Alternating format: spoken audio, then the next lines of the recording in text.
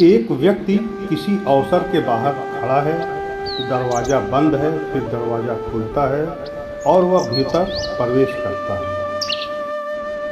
अतबे दाखिल को समझने के लिए इसी परितात्मक भाव को ध्यान में रखा जाता है या रखा जा सकता है। किसी परिस्थिति का भीतर की ओर आना या किसी स्थिति में प्रवेश की संभावना, इसलिए प्रश्न के अनुसार इसका अर्थ बदल सकता है। यही रमल की खूबसूरती है। एक ही शब्द अलग अलग प्रश्नों में अलग संदर्भ ग्रहण कर सकती है। साथियों, मैं हूं आचार्य देवेंद्र और आप देख रहे हैं दिव्य दृष्टि बाय बालाजी। पिछले वीडियो में हमने चर्चा की थी नकी के बारे में और इस वीडियो में हम चर्चा करेंगे रमल की 14वीं शक्ल अतबे दाखिल के बारे में। तो मित्रों, वीडियो पूरा ध्यान से देखें क्योंकि रमल शास्त्र की यह महाश्रृंखला रमल सीखने में आपकी बहुत ही मदद करेगी। अब बहुत महत्वपूर्ण प्रश्न, क्या अतबे दाखिल शुभ है या अशुभ? अलग अलग रमल परंपराओं में इसकी श्रेणी और फल वर्णन में अंतर मिलता है।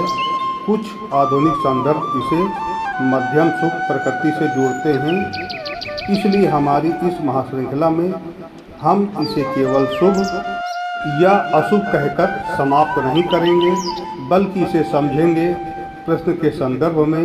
यही वैज्ञानिक ढंग से रमल पढ़ने की शुरुआत है। पिछली कड़ी में हमने नकी को समझा था, अब उसके बाद आने वाली अतबे दाखिल को समझना इसीलिए भी महत्वपूर्ण है क्योंकि दोनों के संकेतों में बड़ा अंतर है।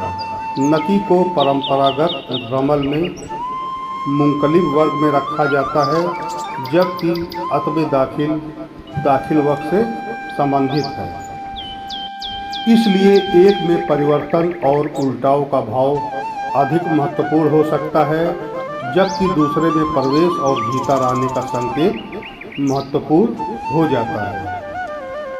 आप हमेशा ये अपने ध्यान में रखिए, ये बातें मैंने हर वीडियो में बताई हैं कि रमल की एक शक्ल अकेले भविष्य नहीं बताती। शक्ल एक संकेत देती है, प्रश्न दिशा देता है और घर विषय बताता है।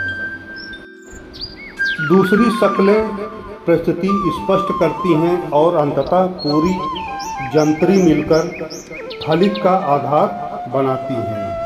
इसलिए यदि किसी विद्यार्थी ने केवल 14वीं शक्ल याद कर ली और वह हर प्रश्न का एक ही फल बताने लगे तो उसमें रमल को अभी समझा ही नहीं। मान लीजिए किसी व्यक्ति का प्रश्न है, मैं जिस नए काम में प्रवेश करना चाहता हूँ क्या उसमें सफलता मिलेगी? और रमल में अतबे दाखिल प्रभावशाली स्थिति में आती है, तब पहला संकेत हो सकता है प्रवेश का मार्ग खुल रहा है। लेकिन उसके बाद हमें देखना होगा क्या अन्य शक्लें सफलता का समर्थन कर रही हैं, क्या हाकिम मजबूत है, संबंधित घर की स्थिति कैसी है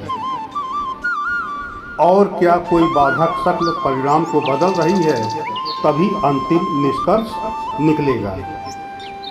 तो आज हमने जाना 14वीं शक्ल अतबे दाखिल, इसका मुख्य भाव प्रवेश, भीतर आना, किसी परिस्थिति में सम्मिलित होना, अवसर का खुलना, प्राप्ति की संभावना। लेकिन याद रखिए ये केवल मूल संकेत हैं, वास्तविक फलादेश के लिए पूरी रमल जंत्री का अध्ययन आवश्यक है। और अब हमारी रमल महाश्रृंखला पहुंच रही है एक अत्यंत महत्वपूर्ण पड़ाव पर, क्योंकि अगली कड़ी में हम चर्चा करेंगे रमल की 15वीं शक्ल इत्तीमा के बारे में।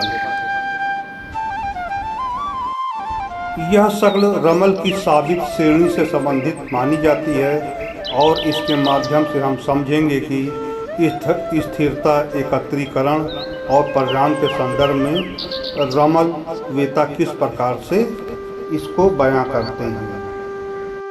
इसलिए अगली कड़ी को बिल्कुल मत छोड़िए तब तक के लिए ओम नमः शिवाय, हर हर महादेव।